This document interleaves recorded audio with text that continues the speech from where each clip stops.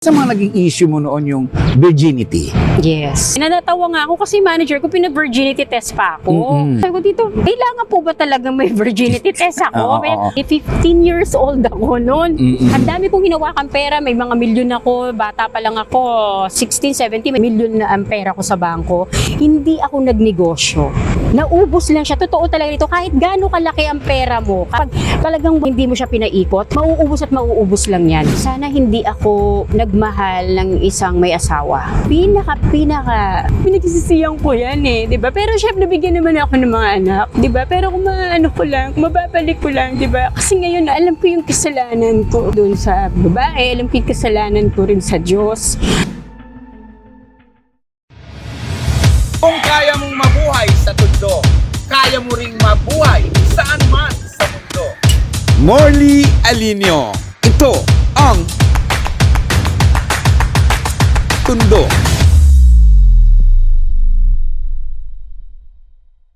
Yes, isang napakasaya na namang kwentuhan ito. Si Hak, dahil espesyal ang taong makakasama natin.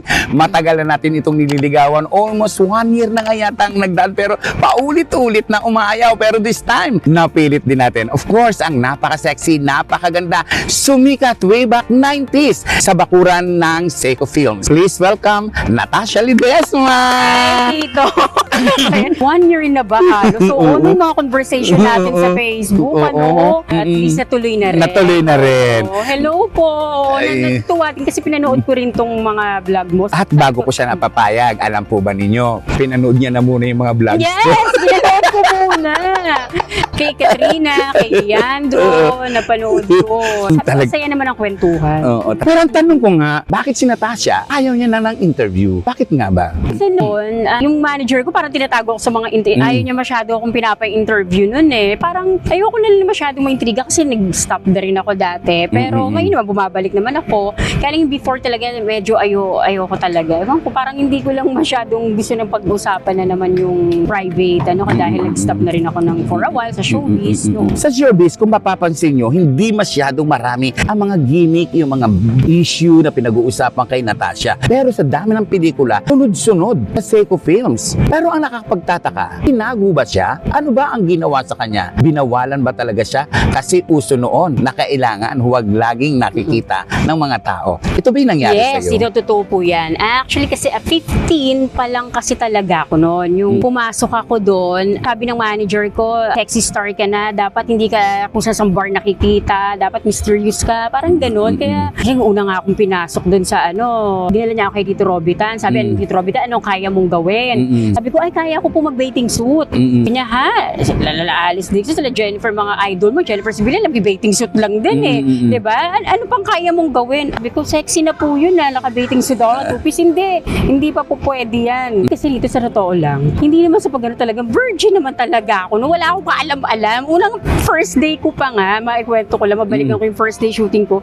Meron kami ni Gardo Versosa na kissing scene. Sabi ko, paano ba yung kissing scene na talagang gustong-gusto mo? Parang nag-e-enjoy ka talaga.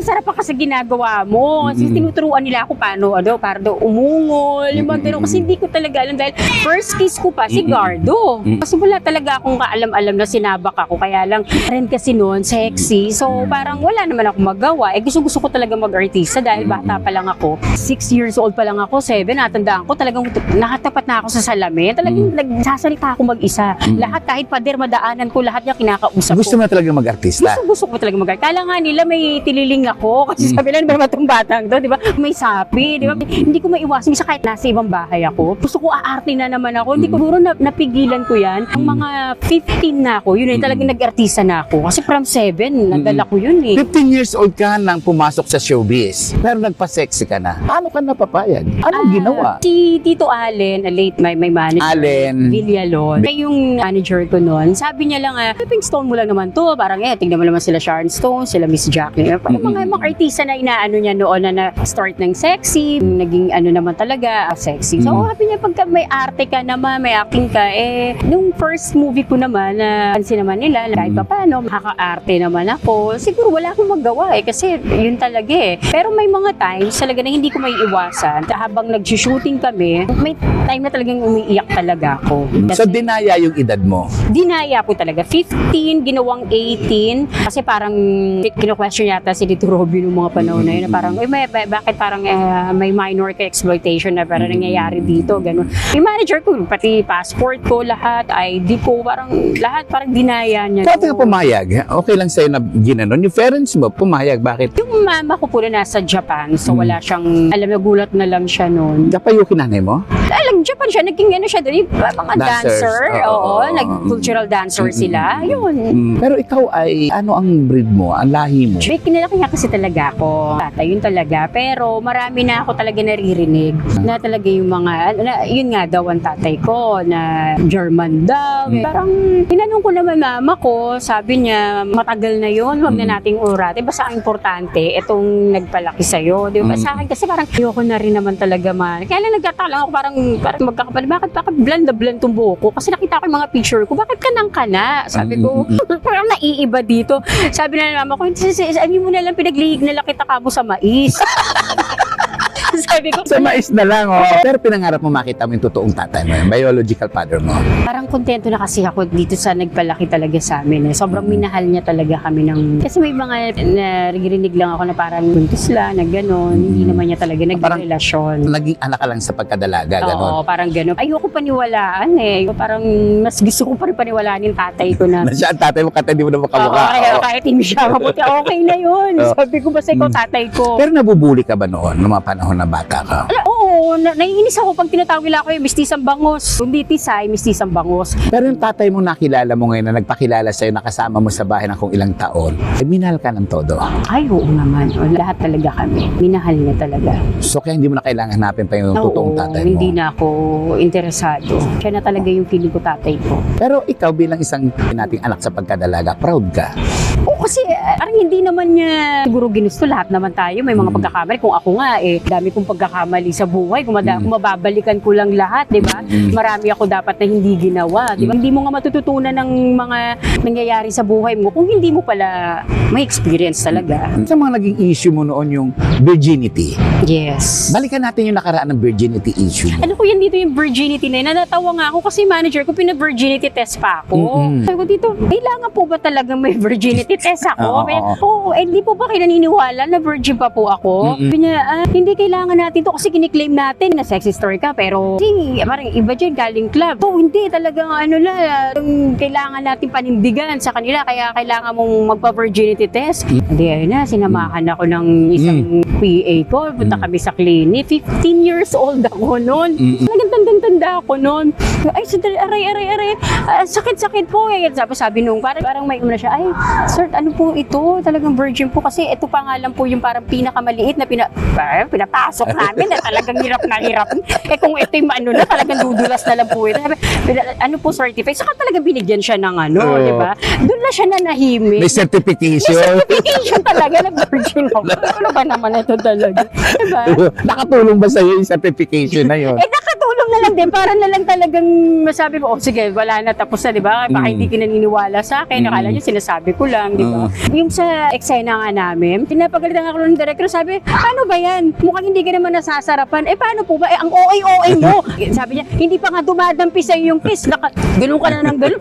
Sabi ko, ang OA pero para daw ako ine-epileptic na ganun. Kasi nga hindi ko talaga alam kung paano ko i-act talaga. Kasi nga virgin ka. Kasi hindi pa naman ako nagkakaroon ng boyfriend talaga. Paano yun? Diba mga kissing scene, Yes. bed scene? Yes nga po yung unang saba ko, si Gardo Versosa. Kasi hindi ko siya makakalimutan kasi siya talaga yung first kiss ko. Hindi kailangan maglabas ng tangha, mga ganyan. Inaalalayan naman niya. Buti naman na yung mga gentleman naman din yung mga nakapartner ko. Wala naman din mga nagtitake advantage. Walang take advantage. Wala naman. Sino ba yung mga nakapartner in showbiz? At ano yung mga pelikulang to? Kay Gardo, anong pelikula Yun, dyan? Sabik sa Halik. Sabik Yun yung sa first Halik. movie ko na si Priscilla, bakit turned sexy. Siya ako yung introducing nun. Tapos second ko na, yung Patikim ng Pinya with Kay Ate Rosa. Osa, Leandro, si Anton. Then, exploitation, Kiliti. Ayun, yung solo movie ko na ako na yung Bida Kiliti. Kiliti. Si Oo. Leandro yung ano ko dyan.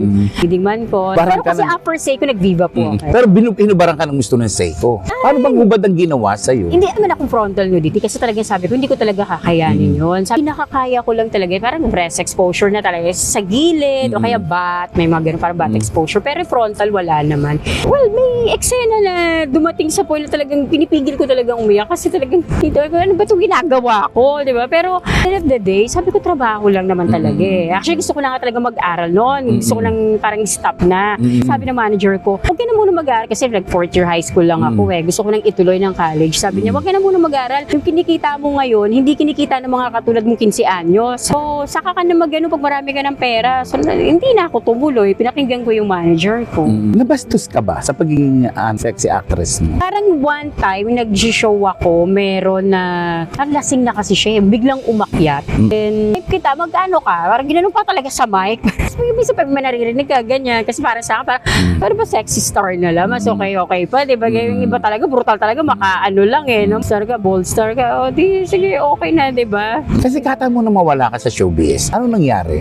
Kasi nag-stop talaga ako, pinili ko talaga. Nung parang may na, kasi ako, yung aking assistant road manager, dinala ako sa isang parang brother Eli Soriano. Nakapakinig ako na para bang, ano ba kayong mga babae, di ba, papakita kayo ng mga katawan nyo, ganyan ba, wala na ba talaga kayong kayang gawin? Kaya mo maglaba ka, mag-ganun, parang natauhan ako na, ay, parang hindi lang naman ito yung kaya kong gawin, di ba, pwede pa naman ako magtrabaho ng iba. So, nakapag-work naman ako na nag-stop na talaga ako kasi sabi ko talaga sa sarili ko, talagang ayoko na. Ay, nag-asawa ka? Nagkaroon ako ng baby noon, then nag-stop na ako noon. Nagkaroon ka ng 3 anak? Yeah. Kasal ba kayo? Hindi kami kasal kasi hindi pa naman siya annulled. Ito yung mga isa sa mga pinagsisisihan ko sa buhay na magmahal ka ng may asawa. So, talagang ayan na yung sobrang kasalanan na gawa ko talaga. Bakit sabi mo pinagsisisihan mo isang malaking kasalanan yung nagmahal ka ng may asawa? Kasi pamilyadong tao siya noon, time na yun. Hindi mo ba alam na pamilyado na siya? Ang sabi lang niya, nagkakaproblema sila. Pero, well, gano'n naman talaga yung mga lalaki na nagkakaproblema, gano'n. Pero, Napapayag ka? oo. At nagkaroon ka pa ng 3 anak? Yung isa ko, iba yung tatay nun. Yung pangalawa, 2 yun. Yung isa tatay nun. So yung unang anak mo, yun yung unang lalaking may asawa na. Oo, then ito, Doon yung pinagsisihan mo. oo, itong pangalawa, 2 yung anak ko doon. Asa naman siya ngayon? Hindi rin kami nagkasundo dahil, well, matagal kami pero wala, naghiwalay din kami.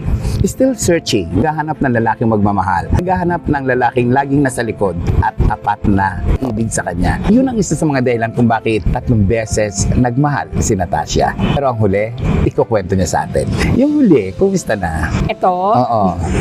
okay naman siya. Tanggap naman niya, have kids. And meron din naman siya eh. He has 2 kids pero nasa ibang bansa. And annulled na rin siya. Nung 2019, parang it took 7 years din bago na grant yung annulment niya. He's into real estate ngayon. Ano pangalan niya? Bernie. Si anak ni Bernie. Wala pa. Kaya lang, 42 na ako. Parang, well, gusto niya. Kaya lang, hindi ko alam kung carry ko pa. Pero, Paano magmahal si Bernie? hindi siya malambing talaga na katulad ng ex ko noon. May pagkaseryoso. Parang alam naman niya yung pinasok niya. Bago pa nga kami talaga magsama, sabi ko sa kanya, alam mo ba yung pinapasok mo? Meron akong mga anak, di ba? May bagahe ako. Hindi naman ako dalaga na, di ba? Pwede ka parang makakuha ng dalaga. Kaya sabi niya, hindi naman ako tumanda ng ganito para hindi ko malaman kung ano yung pinapasok ko. Tanggap naman din. Kasal na kayo ni Bernie? Nung una namin, mga first 3 months, 6 months, para siyang hindi ko even na parang ipakasal na tayo. Na ano na yung annulment ko. Ito na, grant na, pakasal na tayo. Kaya sabi ko, no, relax ka lang. 3 months pa lang tayo, na, di ba? Hindi ganyan. Kasi para sa akin, parang mas gusto ko yung talagang kilalanin mo muna. Hindi tayong parang love at first sight na, ay, in love ako sa'yo, tara magpakasal na tayo. Tignan muna natin kung magkakasundo tayo. Di ba? Kung match ba tayo. Kasi ang love naman, hindi lang kasi araw-araw mahal mo yung asawa mo, di ba? Boyfriend mo, di ba? So sabi ko sa kanya, relax lang muna. Wag muna. So ngayon, nagsama kami. After namin magsama, hindi ko na narinig yan kung hindi ko narinig yung proposal Kasal na yan. Inaantay mo. Inaantay mo. Baliktad ngayon ang sitwasyon. Di parang ako na ngayon nagtatanong. Di parang, kailan tayo? Bigla na, ano muna, pag may pera na. Sakit sa ulo. Sabi ko, nag-inarte ka pa kasi. May panghihinayang ba na nag-inarte ka doon? Hindi naman, kasi mas okay na rin talaga yung nagsama kami. Mas gusto ko talaga yung gano'n, magsama muna kami. Katulad niya, na medyo sa ano kami ngayon, trial, si relasyon namin, dahil almost 6 years na rin kami. Okay na rin yun na kung talagang kami, di ba? Medyo dumidilim na po sa kinalalagyan namin. Yung araw na mamaalam na. Pero ang araw mo, hindi na mamaalam dahil may lalaking nagmamahal sa'yo. Gaano niya kamahal ang anak mo? Nararamdaman ko naman kasi bawa nasa ibang bansa siya o parang yung ulog na kayo, pati mahal na mahal kita, pati ng mga anak mo, anak natin, anak ko na rin yung mga yan. Mga ganun na naramdaman ko naman sa kanya yon. Pero alam mo dito sa totoo lang, yun yung mga first part na nagsasama kami. Pero habang tumatagal kasi, nakikilala mo talaga yung mga tao. Hindi kasi parang araw-araw mahal niya kami, di ba? Ngayon siguro baka stress siya, sumadaan kami ngayon sa pagsubok Siguro nare-realize niya na parang eto na talaga, eto na yung realidad, di ba? Sabi ko, eto ba na-realize mo na ba na nagsisisi ka na gusto mo dalaga, makakuha ka pa naman, gwapo ka, di ba? May pera ka, makakakuha ka naman, masigit pa sa akin. Kasi sa totoo lang, mahirap talagang kumuha talaga ng lalaki na magmamahal sa'yo na meron kang mga anak. At hindi lang isa. Okay lang isa, medyo madali-daling tanggapin sa lalaki yun Pero you have 3 kids, diba? Hindi madali para sa lalaki yun. Kasi ano yan kumbaga, parang nagkaroon ka ng instant mga anak, obligasyon na rin yan diba? Hindi lang yung nanay ang mamahalin mo Kaya ako ayoko talagang masyadong nag-e-expect sa lalaki. Kung babalikan natin yung nakaraan, sabi mo, ang hirap na may bagay. Gagawin mo ba ang ginawa mo noon kung maitutuwid mo ang kinabukasan mo? Ano yung mga pagkakamali mong aayusin at itutuwid mo? Marami. Unang-una, sana hindi ako nagmahal ng isang may asawa. Pinagsisiyang ko yan diba? Pero syempre, nabigyan naman ako ng mga anak, diba? Pero kung mababalik ko lang, diba? Kasi ngayon, alam ko yung kasalanan ko doon sa babae, alam ko yung kasalanan ko rin sa Diyos. Hindi yung mga talagang ayoko na talaga. Gusto ko talaga ng kapadadala lagi sa damdamin mo. Kumbaga, para sa akin, hiningi ko na ng tawad. Hindi ko man nahingi ng tawad dun sa nagawan ko ng kasalanan. Hiningi ko na ng tawad sa Diyos. Talagang pinagsisiyang ko talaga. Kung mababalik ko lang hindi. Pero syempre, nagkaroon naman ako ng anak. Nang mababalik ko lang yun, hindi talaga ako magmamahal ng may asawa. Natasha, tanong ko lang sa'yo, di ba, may asawa siya. Nakikita mo ba yung asawa nung unang asawa mo? Oo, Anong reaction mo pag nakikita mo siya at nagkikita kayo? Alam mong kayo nung asawa mo pero may asawa siya. Sa Tatakot tingin ka? ko naman, parang napatawad niya na ako. Well, sana napatawad niya na ako. Di man talaga nasabi na, I'm really sorry, parang wala akong lakas ng loob. Napatawad niya na ako. Hindi naman ako talaga inaway Yung salitang kirida ka, kabit ka, so binato sa'yo ng mga kaibigan mo, ng mga buzzers mo. Wala, kasi wala nga nakakaalam nung relasyon ko nun Very private talaga. Sa totoo lang, magtataka ka nga kasi meron ako ng mga naging kaibigan talaga na parang bang, uy, alam mo, napanood ka sa patikim ng pinya, parang alandi-landi mo, sobra ka, di ba? Tapos ngayon, para ka naman maglalaba, para ka manang-manang. Kasi sa totoong buhay, mga nakakilala talaga sa akin, sobrang naka-t-shirt lang ako, sobrang simple kong tao. Hindi ako natutong manigarilyo, hindi ako natutong uminom ng alak, wala akong naging bisyo, hindi ako naging makikita mo lahat sa mga club-club o mga bar-bar. Ayan, sobrang ako talaga, napaka-opposite ko dun talaga, dun sa yung role ko talaga na pa-sexy, na akala mo talagang ang dami ng alam sa mundo. Pero hindi. Ibang-iba ako, napaka-simple ko. Hanggang ngayon, gusto ko yung mga kaibigan ko, mga mabababang tao, ayoko yung mga mapagmataas. Kaya alam ko na kung sino yung mga konting angat lang, iba na Ewan ko, gusto ko talaga humble. Nakikita mo pa rin ba at napapanood yung mga pelikulang sexy mo? Hindi ko na napapanood pero minsan, parang may nagdesisyon, idol di ba? Gano'n. Parang isa nga yung mga comment nila dahil sa'yo, tumaas ako. Yung mga parang iisa, ba't mga gas-gas na itong mga comment na to Parang ikaw to, Sabi ko, oo, bata pa ako niyan. Pero siguro sa mga YouTube na lang, gano'n, meron siya. Kinahiya mo ba siya?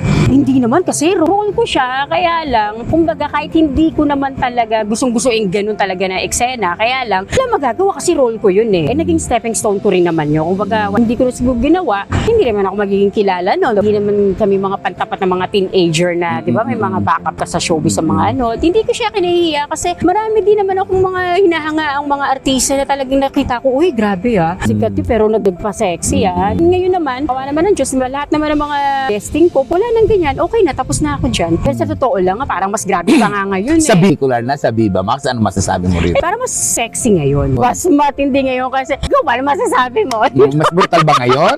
Kasi noon sa amin, parang halimbawa, nagpakita ka ng halimbawa side exposure ng breast, parang hindi mo pwede hawakan yan, bawal yan. Di ba? Ngayon parang talagang mas ngayon, mas feeling ko mas grabe ngayon.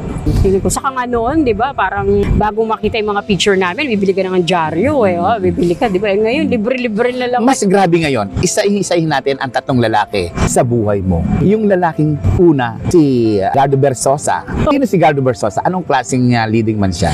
He's a very gentleman. Nilalayan niya ako kasi sabi ko first day, tapos yung eksena nga namin kissing scene agad. Nanginginig talaga ako. Talaga alam gagawin ko. Pero sabi ko, ikaw na bahala sa akin na hindi ko alam kung paano humalik. Kung susundan-sundan na lang kita kasi wala pa talaga ako naging boyfriend. Sabi niya, sige, ako lang alalayan kita. Pero syempre, may one time parang mapifeel mo yung iba hindi na ako magsasabi kung sino yun. Parang medyo naman nararamdaman ko.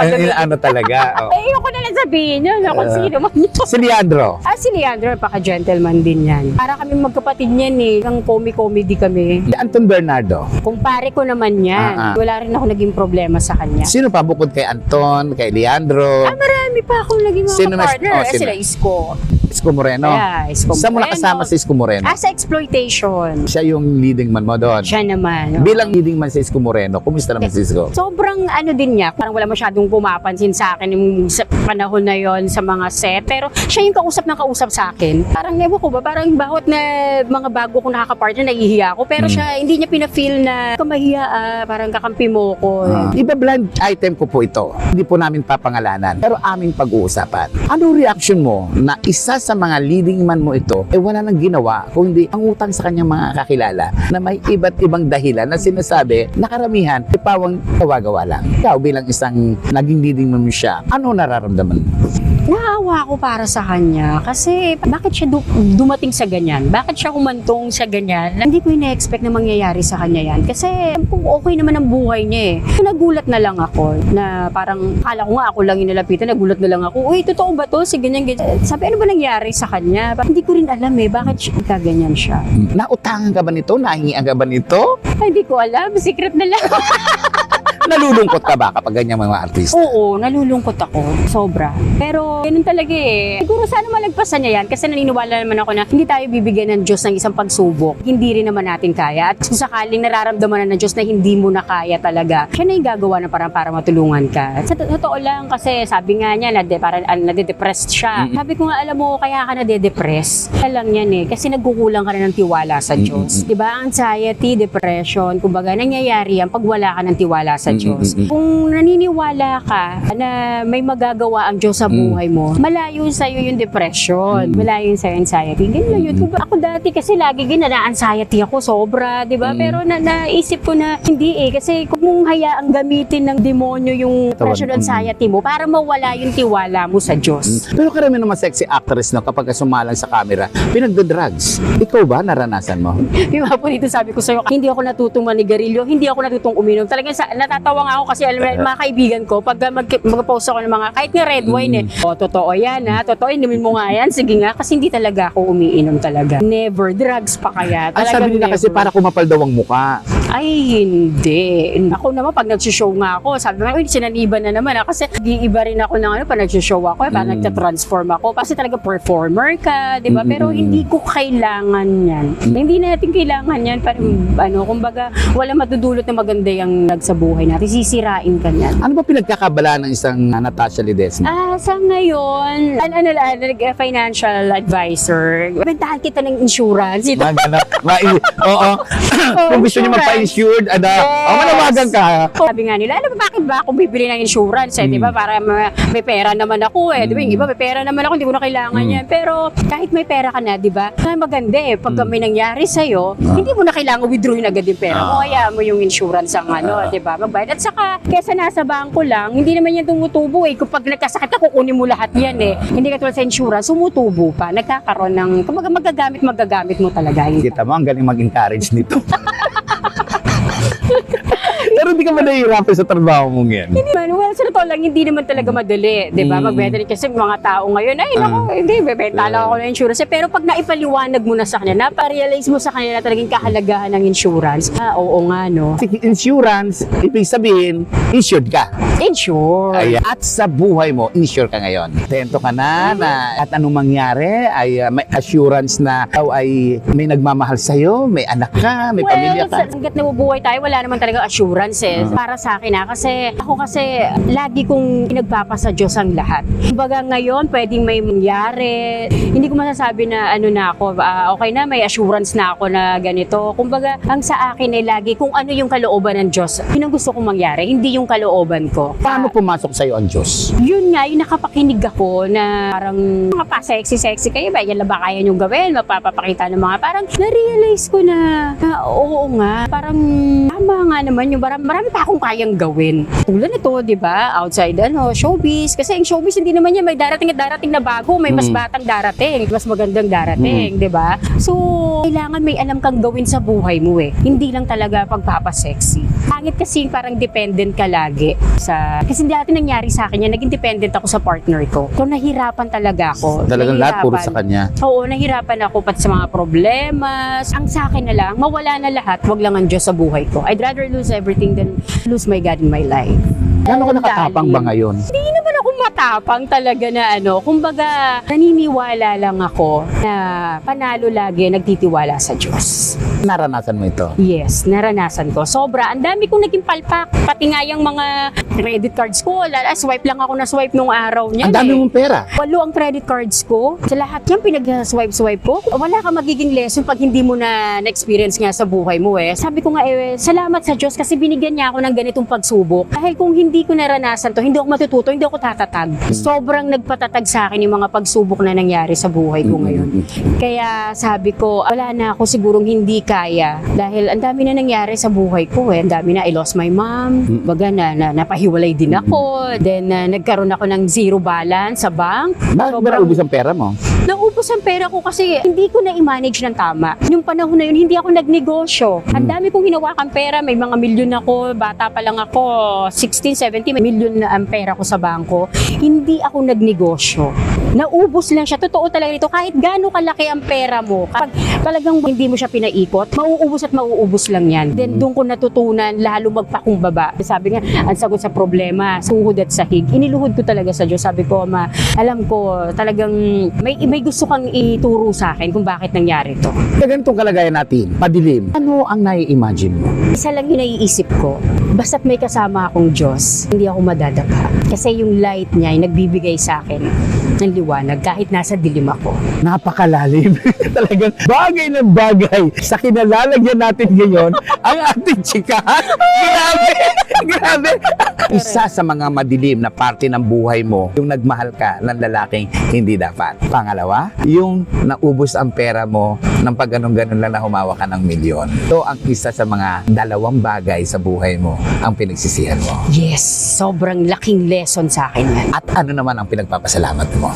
Pinagpapasalamat ko kasi na-realize ko na talagang hanggat buhay ka pa, may pag-asa pa talaga. May pag-asa na maitama mo yung mga mali mo. Hanggat hindi ka pa pinagpapahinga ng Diyos, hanggat hindi pa niya kinukuha yung buhay mo, may pag-asa ka pa. Kahit nga gaano ka kasama, dami mong kasalanan na gawa. Pero may pag-asa, hanggat binibigyan ka ng Diyos, may pagkakataon pa para baguhin mo lahat ng pagkakamali mo. Kaya sabi ko nga talagang kung hindi ko na naranasan yon, hindi ako matututo. Kung hindi niya naranasan ang mga bagay na nagpadapa sa kanya, hindi siya matututong tumayo at hindi siya magiging matatag ngayon. Ang ganda-ganda naman. Thank you so much. At maraming salamat sa pagtitiwala. Yes, Tito. Anytime. Natuloy din after 1 year. Happy to see you. Oh, maliwanag na buwan. Ang dilim na po kasi rito. Iniilaw-ilawan na lang po kami ni Direk at saka ni Mike. Ayan. Ako po si Morley Alinio na nagsasabing kapag nabuhay ka sa tundo, mabubuhay ka saan mang panig ng mundo. yes naman! Ang saya-saya! Kung kaya mong mabuhay sa tundo, kaya mo ring mabuhay saan man sa mundo. Morley Alinio. Ito ang Tundo.